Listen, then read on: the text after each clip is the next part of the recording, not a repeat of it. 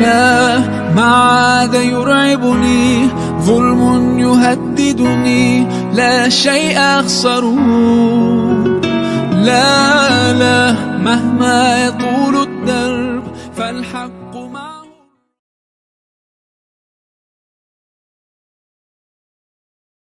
لا إله إلا الله وحده لا شريك له وأشهد أن محمدا عبده ورسوله. Allahumma salli wa sallim wa barik ala hadzal nabiyil karim nabiyyina Muhammadin wa ala alihi wa ashabihi ajma'in. Amma ba'du, yang sama-sama kita hormati pimpinan cabang Muhammadiyah Lamongan, Ketua Takmir dan seluruh pengurus Takmir Masjid Al-Azhar, Bapak, Ibu dan jamaah sekalian. Alhamdulillah, kita sama-sama bersyukur kepada Allah, pagi ini kita bisa duduk bersama di dalam rangka thalabul ilmi, meningkatkan keimanan kita, menambah ilmu kita, dan mudah-mudahan hidup kita diberkahi oleh Allah Subhanahu wa ta'ala. Amin. Jamaah sekalian, para nabi, para rasul itu diutus oleh Allah untuk menjadi contoh, untuk menjadi teladan dalam kehidupan ini. Karena itu, setiap nabi diberi oleh Allah ujian hidup yang beda dengan yang lain, agar ketika kita ini mempunyai masalah atau persoalan hidup, maka kita bisa melihat, mencontoh bagaimana para nabi ketika mensikapi problem-problem hidup itu. Karena itu kita lihat saja di dalam Al-Quran, ada nabi yang diberi ujian oleh Allah berupa kekayaan. Nabi Sulaiman. Ada nabi yang diuji oleh Allah dengan kemiskinan. Banyak kalau ini. Nabi Ayub selain miskin juga sakit. Ada nabi yang diuji oleh Allah dengan hidup di masa kekuasaan yang kejam, seperti Nabi Musa.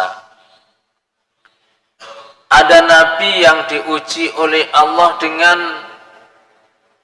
anaknya atau keluarganya, Nabi Nuh, Nabi Lut.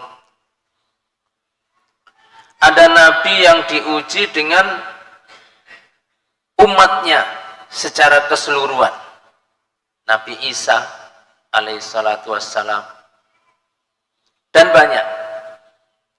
Sehingga ketika kita qadarullah, Allah mentakdirkan kita dengan ujian-ujian itu, kita bisa melihat bagaimana nabi dulu, nabi fulan, nabi ini itu menghadapi masalah seperti itu.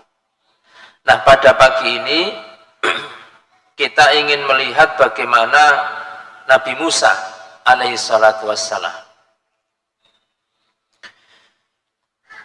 Ayat yang saya akan baca di sini mulai ayat 22 sampai dengan 28. Sebenarnya kisahnya sebelumnya juga ada, setelahnya juga ada, tapi kita penggal di tengah-tengah saja. A'udzu billahi minasyaitonir rajim. Walamma tawajjaha tilqa'a Madyana qala asa rabbi ayyahdiyani sawa'as sabil. Nabi Musa ini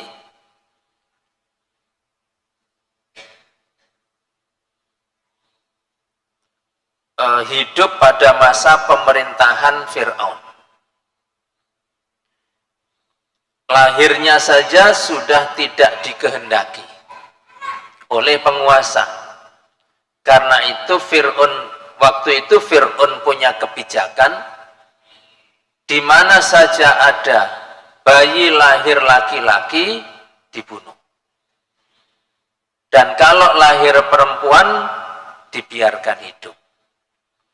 Itu cara Fir'aun untuk melanggengkan kekuasaannya, supaya tidak ada bibit-bibit orang yang akan mengganggu, merongrong kekuasaannya. Sampai segitu cara mengamankan kekuasaan waktu itu. Nah, dalam kondisi seperti itulah Nabi Musa lahir. Karena suasananya tidak memungkinkan Musa ini dirawat dalam kondisi seperti itu, Allah perintahkan kepada ibunya Nabi Musa agar bayi itu dimasukkan ke dalam peti, fitabut, kemudian dikintirno di sungai Nil itu. Rencana Allah dengan pikiran manusia itu belum tentu sama. Kita kepingin anak kita, bayi kita itu kita rawat selamat, tapi justru Allah menyuruh kintirno. Itu kan kadang-kadang nggak terbayang dalam pikiran kita. Kini kepingin ngerawati, Allah malah kepingin ngintirno. Tapi itulah kehendak Allah. Karena kalau Allah sudah punya kehendak, Allah itu punya rencana sendiri yang kadang-kadang tidak sesuai dengan rencana kita. Justru dengan Nabi Musa dibuang di sungai, hanyut terbawa oleh air, itulah cara Allah untuk menyelamatkan Nabi Musa. Itulah caranya Allah. Kintir, nyangsang, nopo nyangsang itu.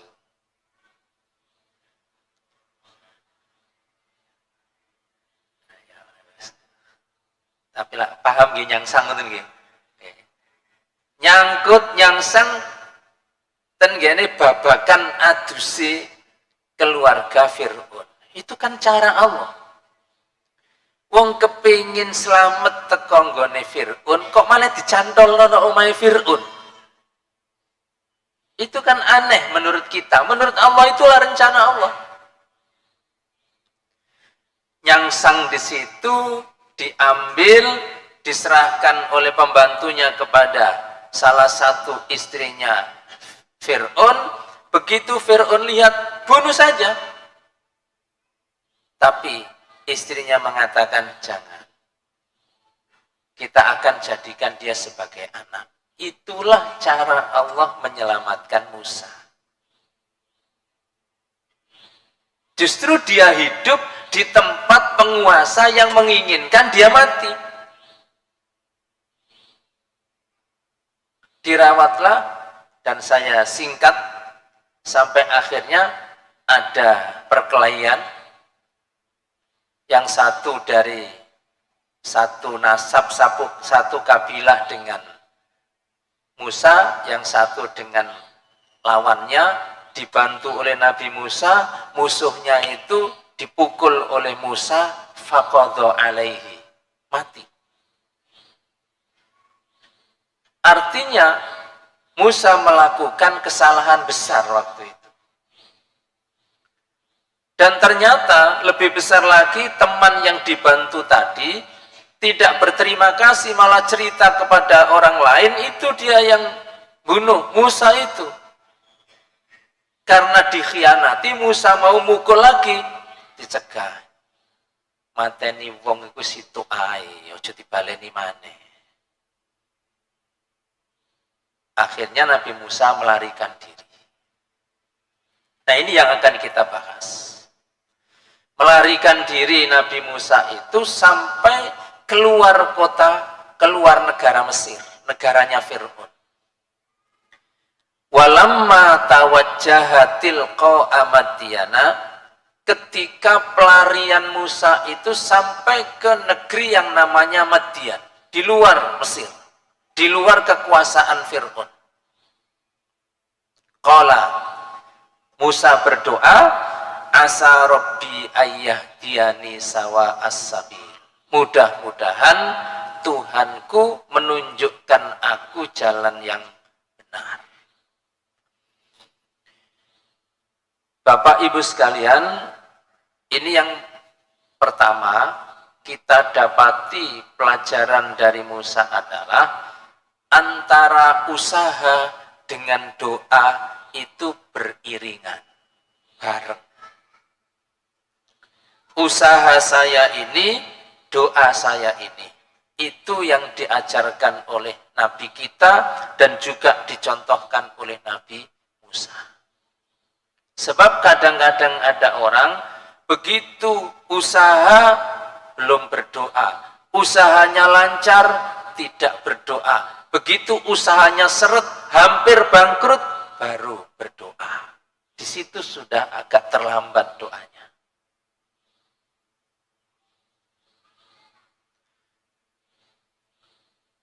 Begitu Nabi Musa sampai ke kota atau daerah Madyan, dia berdoa, ya Allah, mudah-mudahan Engkau berikan aku jalan yang benar. Walamma warada ma'a Madyana wajada alaihi ummatan minan nasi yasqun. Di tengah padang pasir yang panas itu, Nabi Musa kemudian sampai di satu kampung yang namanya Madyan. Di situ beliau melihat, Musa ini melihat ada sekumpulan orang laki-laki berebut air, mau ngambil air di sumur untuk dijadikan minum ternak mereka. Wa wajada min dunihim imra'ataini tadudan. Kemudian agak jauh dari kerumunan orang itu ada dua wanita menyendiri. Di gambarannya seperti itu. Ada banyak laki-laki berkerumun desek-desekan. Di situ agak jauh ada dua wanita menyendiri. Aneh. Kemudian Musa tanya kepada dua wanita itu, ma khatbukuma? Sampeyan nok kene iki lapo? Dijawab, qalata la nasqi hatta yustirur ri'a wa abuna syaikhun kabir. Kami akan mengambil air di sumur itu karena kami juga punya ternak dan bapak kami sudah sepuh. Kita mendapat pelajaran dari ayat ini para jamaah bahwa la naski hatta yustirur ri'a. Wanita dua ini juga mau ngambil air seperti laki-laki itu, tapi mereka nunggu sampai laki-laki itu selesai baru gantian mereka. Ini nasihat buat ibu-ibu, wanita-wanita yang kerja di luar rumah. Boleh, tapi asal ada batasan kapan laki-laki, kapan perempuan. Di mana laki-laki, di mana perempuan, gak oleh desek-desekan lanang wedok campur bau. Itu pelajaran dari dua perempuan ini. Yang kedua, jawaban mereka berdua, wa abuna syaikhun kabir. Bapak kami sudah sepuh. Syekh itu sudah tua, kabir usianya sudah renta. Artinya, mestinya wanita ini atau perempuan pada umumnya tidak punya kewajiban mencari nafkah sampai keluar rumah, karena itu adalah kewajiban walinya, kewajiban suaminya, kewajiban ayahnya, kewajiban kakaknya, kewajiban pamannya atau pakdenya, itu kewajiban walinya.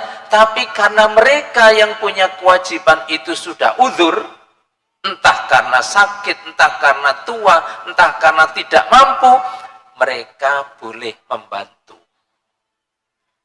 Mereka kemudian ikut terlibat.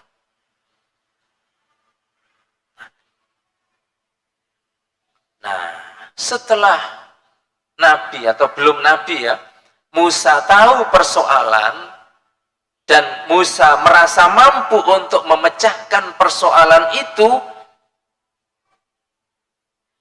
hasrat laki-lakinya muncul. Apa? Fasaqolahuma.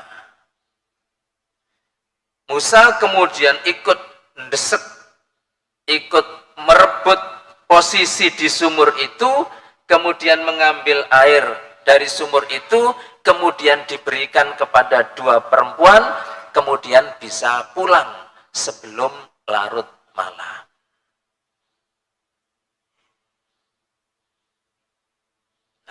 Setelah bantu, summa tawalla ila dhilli, kemudian ngiyup di bawah pohon yang rindang. Faqala, kemudian berdoa. Coba, setelah usaha, doa. Usaha, doa. Rabbi inni lima anzalta ilayya min khairin faqir. Ya Allah, sesungguhnya aku butuh kepada kebaikan apa saja yang kau berikan. Kula niki butuh nopo mawon. Pokoknya nopo mawon kula butuh. Dari ayat ini juga ada pelajaran, Bapak Ibu sekalian. Pertama, setelah nolong wanita muda tidak kenal, setelah nulung ya wis, yang ditolong pulang, yang nulung lanjut aktivitas lain. Gak usah takok nomor HP bareng, gak usah.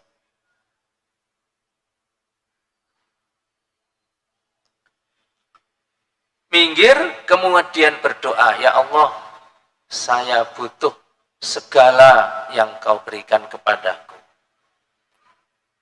Persoalan hidup Nabi Musa saat itu ada di ayat ini, Bapak Ibu sekalian. Yang pertama, Musa ini buron. Karena dia diburu oleh pasukannya Fir'aun sampai melintas kematian. Dia dalam keadaan ketakutan.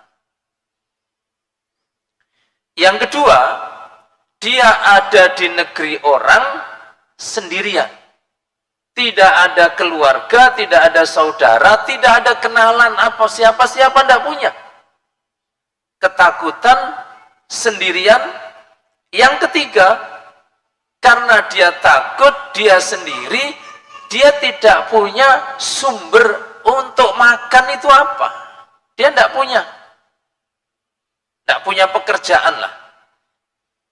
Dia takut, dia sendiri, dia miskin. Itu persoalan hidup yang dihadapi oleh Musa saat itu.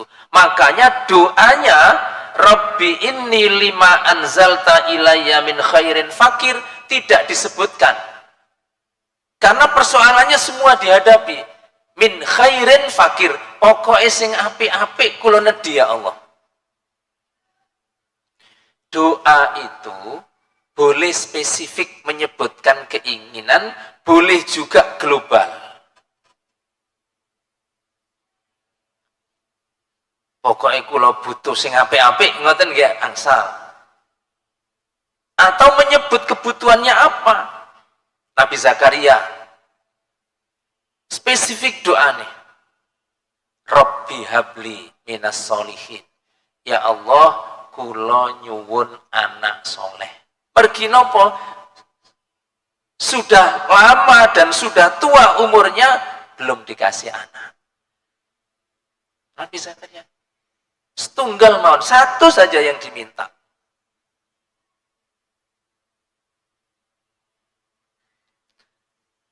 Jenengan kok angen-angen jaluk opo iki. Satu saja, itu Nabi Zakaria. Doa spesifik.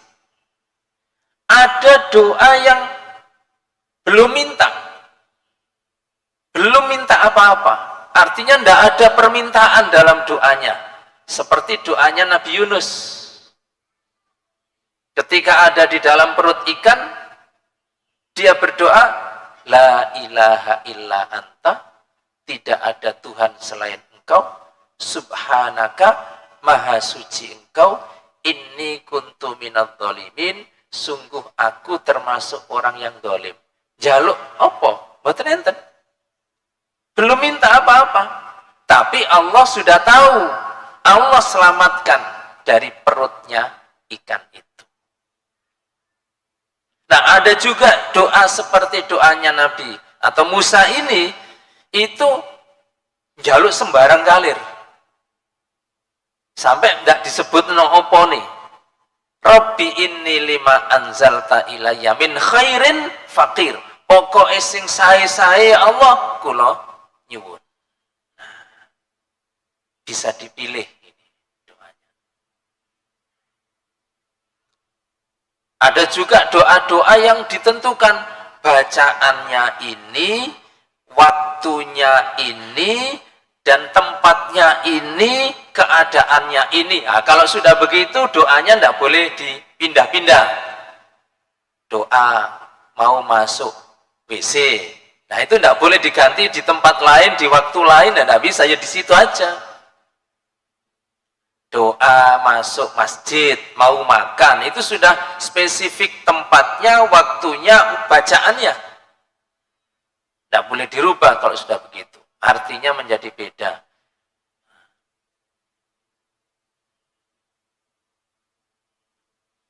Doa masuk, keluar WC kan ghufronaka yang singkat.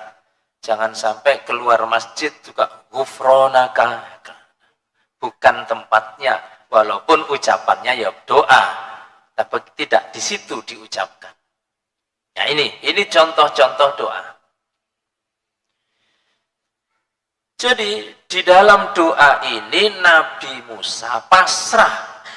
Dia dalam ketakutan, dia dalam kesendirian, sebatang kara, dia dalam kemiskinan, itu persoalannya, kepada Allah dia minta semuanya. Bagaimana cara Allah mengabulkan? Dari mulai yang mana Allah memecahkan persoalan, itu pasrah kepada Allah. Nah, faja'athu ihdahuma. Cara Allah menyelesaikan masalah itu bertahap. Faja'athu ihdahuma. Ketika Musa lelah bernaung di bawah pohon tadi sendirian, tiba-tiba satu di antara anak perempuan tadi mendatangi Musa. Faja'athu ihdahuma tamshi ala istihya, berjalan dengan istihya, menahan rasa malu. Arek wedok siji nom, ape ketemu arek lanang siji nom, itu otomatis izin. Sungkan, itu pasti. Niku biyen. duka sakniki kula mboten semurah. Biyen. Nek sakniki mboten ngoten ta.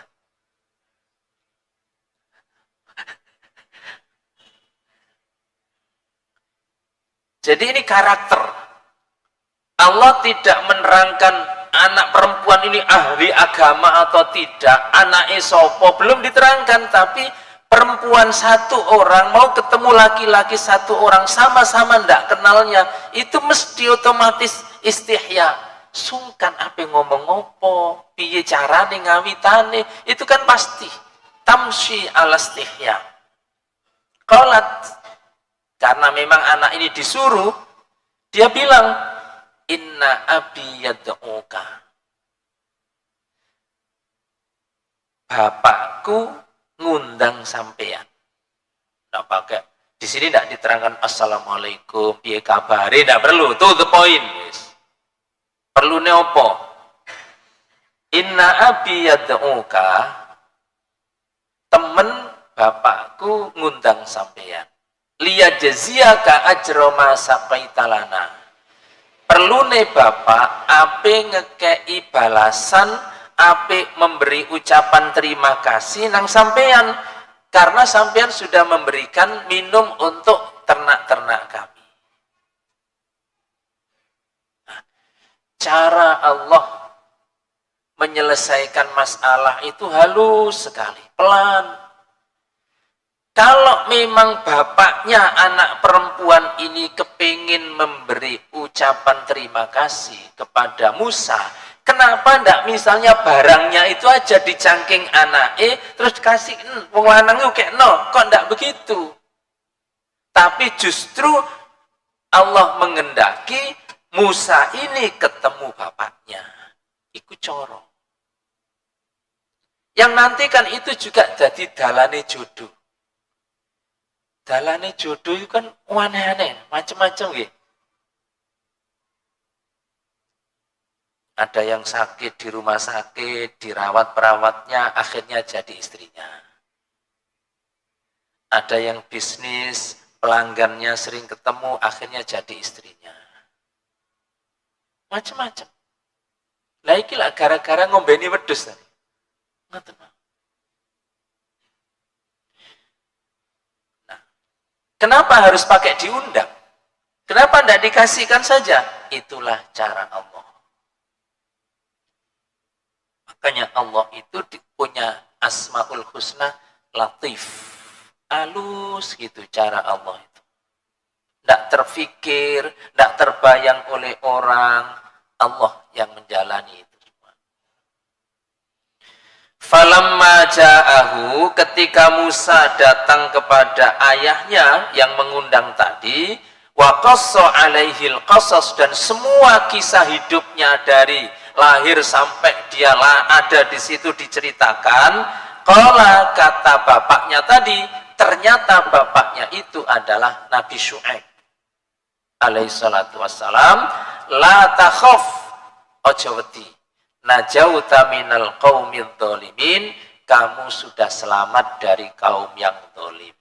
Maksudnya ini sudah wilayah Madian. Kalau kamu di Mesir itu wilayahnya Fir'aun, tapi kalau sudah di Madian, Fir'aun tidak menguasai wilayah ini. Ini wilayah kekuasaanku, kamu di sini aman. Allah menjawab satu persoalan hidup Musa yang kemarin itu ketakutan, kemarin itu buron, di sini sudah dijamin aman. Satu. Ada cerita menarik ketika Musa menuju bapaknya anak perempuan ini. Anak perempuan ini ketika setelah mengundang Musa, dia berjalan di depan, Musa di belakang. Nah, ini juga laki-laki yang baik akhlaknya, melaku nok mburine wong wedok, iku gak enak. Malu juga. Kalau tadi perempuan sendiri, mau ketemu laki-laki sendiri, itu juga menahan malu. Biyen. Terus dengan biyen. Sekarang juga begitu. Ini ada laki-laki sendiri berjalan di belakang perempuan sendiri, itu juga malu. Biyen. Karena dikisahkan waktu itu pas berjalan berdua, kemudian ada angin berembus, betisnya perempuan itu tersingkap. Pakaiannya buka, betisnya tersingkap. Nabi Musa merasa tidak enak. Gak apik ini. Tidak perlu jupuk kamera terus difoto, di video. Nah. Terus viral. Musa bilang kepada anak perempuan itu, kamu berjalan di belakang. Saya yang di depan. Terus bawa kerikil. Bawa kerikil. Nanti kalau saya salah beloknya, lemparan ke komburi. Berarti aku keliru. Mestinya nganan, kok saya belok kiri, sawatan. Berarti aku tak nengen. Mestinya ngiri saya nganan, sawatan ke komburi. Aku tak ngiwo. Gitu. Tidak ada pembicaraan, tidak ada gandeng tangan, tidak ada guyonan. Nah. Begitulah komunikasi laki perempuan yang bukan muhrim.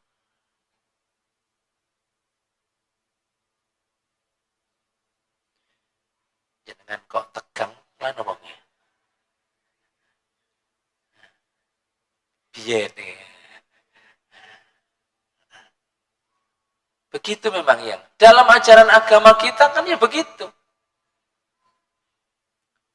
Tidak memandang yang tidak boleh, tidak menyentuh yang bukan muhrim, berbicara seperlunya, gitu aja.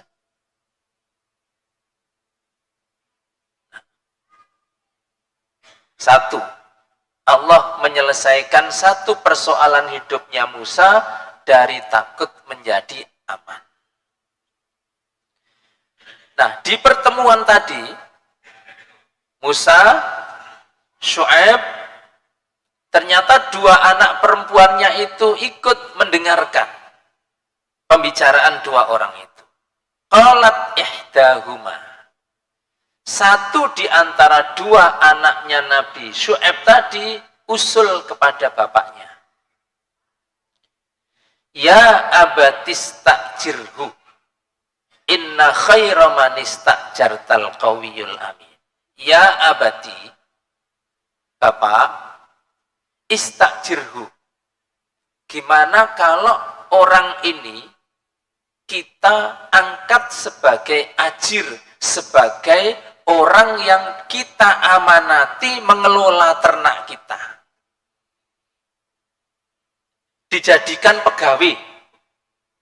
Dijadikan orang yang mengelola kekayaan kita, orang kepercayaan. Bapak sudah tua, kami berdua ini kan perempuan, tidak bisa ngurusi ini. Ya ini aja, orang ini aja. Itu usul, istakjirhu. Kenapa kok anaknya Nabi Syuaib itu usul begitu? Dia punya alasan. Inna khaira man istajarta. Sebab sebaik-baik orang yang akan kita serai amanat, itu sifatnya dua. Ada pada orang ini. Apa itu? Al-qawi, al-amin. Situe qawi, situe amin. Cocok wis pas iku. Jadi nek dadi pimpinan negara wis pas iku. Situe qawi, situe amin. Sepasang. Nepai.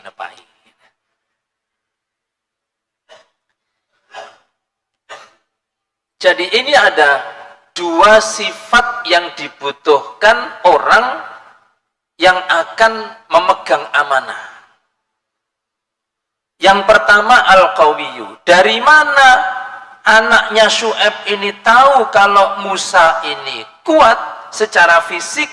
dia melihat bahwa tadi ketika ada banyak laki-laki desek-desekan untuk mengambil air, ternyata si Musa ini, anak muda ini mampu mengalahkan mereka, menyingkirkan mereka, lalu ngambil air dari sumur dan berhasil. Berarti orang ini fisiknya kuat, mampu melaksanakan tugas. Nah, yang kedua, amin, bisa dipercaya atau amanah. Dan amanah yang pertama itu amanah diniyah, orang yang bisa dipercaya agamanya. Dari mana anaknya Syuaib tahu kalau Musa itu orangnya amanah, ahli agama, akhlaknya baik? Dari cara mereka berdua berjalan tadi. Gak ngomong apa-apa, yo gak jemok apa-apa, malah nek ngilingno kongon nyawat karo kerikil. Itu jarang orang punya sikap seperti itu. Ini kuat fisiknya, bisa menjalankan tugas, dan baik agamanya, akhlaknya bagus. Kalau ada orang kita temukan seperti itu, mampu melaksanakan tugas fisiknya dan bisa dipercaya agamanya, dia layak menjadi orang yang kita serahi amanah. Nah, ini yang kita cari sekarang. Musa yang qawiyun amin, itu yang kita cari.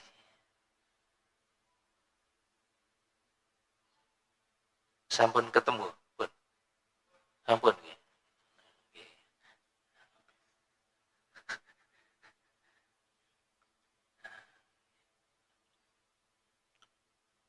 Qala, nah ini jawaban bapaknya. Usulnya tadi, Bapak, gimana kalau anak orang laki-laki ini kita jadikan pengelola kekayaan kita? Itu usulnya. Gimana jawaban bapaknya? Qala, kata Syuaib, inni uridu an unkihaka ihtabnatayya hataini. Jawabannya juga tak terduga. Inilah jalan Allah menyelesaikan persoalan-persoalan Nabi Musa. Jawaban bapaknya, sungguh aku ingin menikahkan kamu dengan salah satu anak perempuan saya. Lo usule itu didadekno pegawe, kok jawabane dipek mantu. Itulah cara Allah. Kalau itu sudah cara Allah.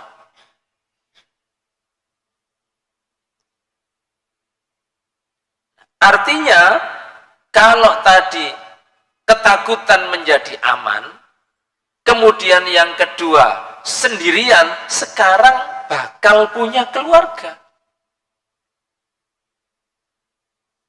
punya istri, punya saudara, punya orang tua, punya kekayaan. Cuma nikah itu sejak zaman dulu ada mas kawinnya, ada maharnya. Walaupun istri dikasih, mahar tetap harus dibayar. Apa maharnya? Ala anta juroni thamaniyah hijaj. Mas kawinnya, kamu kerja di sini, nyambut kawin nok kene, angon wedusku 8 tahun. Terus pundi? Ini angon wedus bukan wedus kita, sak pasang, rong pasang, bukan. Kalau di padang pasir itu kambing tidak pakai dihitung, sak hektar, 2 hektar, begitu. Jumlahnya nanti kalau musimnya zakat baru dihitung.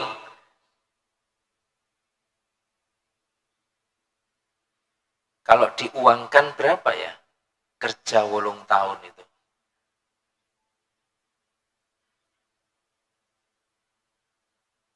Thamaniyah hijaj. Dan ini juga pelajaran. Rasulullah Shallallahu Alaihi Wasallam mengatakan, "Mamin nabiyyin illa waro'al ghanam." Tidak ada seorang pun nabi kecuali pernah gembala kambing. Semua nabi itu pernah angon wedus.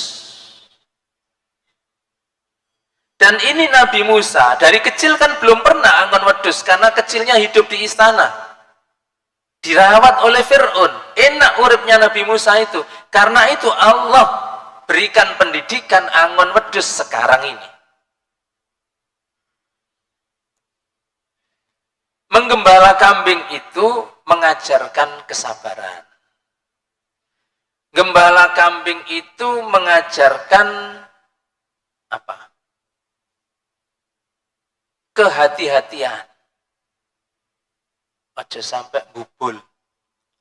Mangan sawai tonggo, jagungi tonggo. Menggembala kambing itu mengajarkan apa? Empati, perasaan, mana yang kepanasan, mana yang perlu diteduhkan, mana yang lapar, mana yang haus. Menggembala kambing itu mengajarkan kepada kita menjadi pimpinan. Angon wedhus itu kan kadang kita di belakang, kadang kita di depan, kadang ngubrak kono, sing kono bubul, kono diobrak, kono, kan begitu.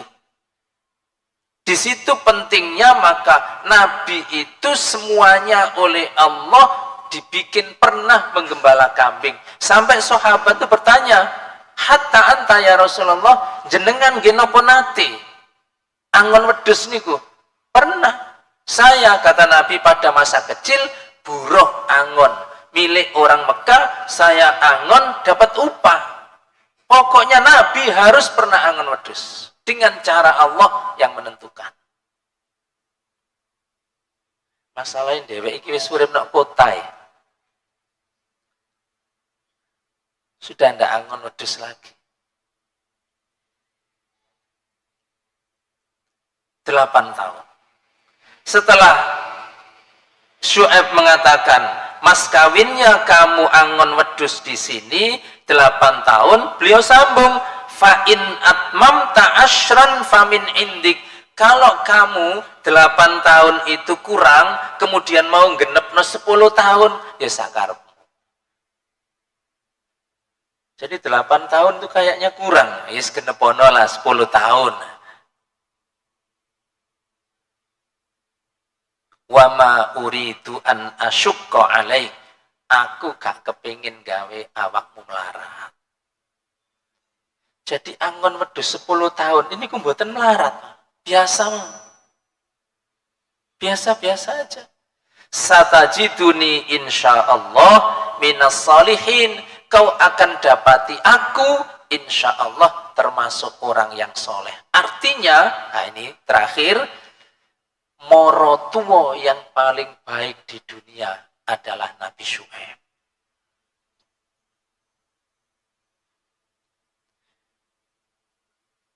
Ngasih keamanan, ngasih anaknya, ngasih pekerjaan pisan. Itulah mertua yang baik di dunia. Terus pundi? Dan itu Nabi Syu'aib bilang sendiri, satajiduni insyaallah minas solihin. Kau akan dapati aku insyaallah mertua yang soleh. Ngasih anaknya, ngasih pekerjaannya sekalian. Ya dipek mantu, dikai toko. Sak dikai omahe pisan.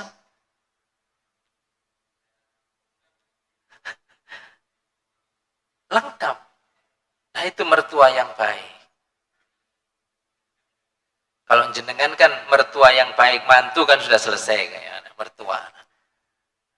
Nah, mantu yang baik ya Nabi Musa itu. Nah, terakhir qala dzalika baini wa bainak, ini antara saya dan kamu saja. Ayyamal ajalaini qadaitu fala udwana alai wallahu ala ma naqul wakil. Allah saksinya. Ini janji antara aku mertua dan kamu mantu. Terserah, mau 8 tahun, mau 10 tahun, silahkan. Allah menjadi saksi. Bapak, Ibu, dan jamaah sekalian, kisah sebelumnya ada, kisah setelahnya juga ada. Dari cuplikan kisah ini, kita mendapatkan banyak sekali pelajaran. Pertama, doa. Setiap kita usaha selalu harus dibarengi dengan doa. Kita mulai berdoa, di tengah juga kita berdoa, di akhir kita juga tidak melupakan doa. Pelajaran yang kedua, ibu-ibu yang kerja di luar rumah, boleh kalau memang kondisi menghendaki itu. Tapi ini tadi akhlaknya, jaga hubungan laki perempuan, tempat, waktu, kondisi, ini akhlak yang harus kita perhatikan. Pelajaran ketiga, rasa malu. Laki perempuan tidak muhrim, tidak ada sentuhan. Tidak khalwat, hanya berdua, tidak ada orang lain. Karena ketiganya adalah setan. Tidak ada pandangan kecuali yang diizinkan darurat. Dan yang keempat, jadilah bapak ibu mertua yang baik. Memberikan rasa aman, memberikan rasa kekeluargaan, termasuk memberi kenikmatan-kenikmatan, berbagi kebahagiaan yang Allah Subhanahu wa taala berikan. Demikian yang bisa saya sampaikan, mudah-mudahan bermanfaat. Aqulu qauli hadza wa astaghfirullah li wa lakum. Wassalamualaikum warahmatullahi wabarakatuh.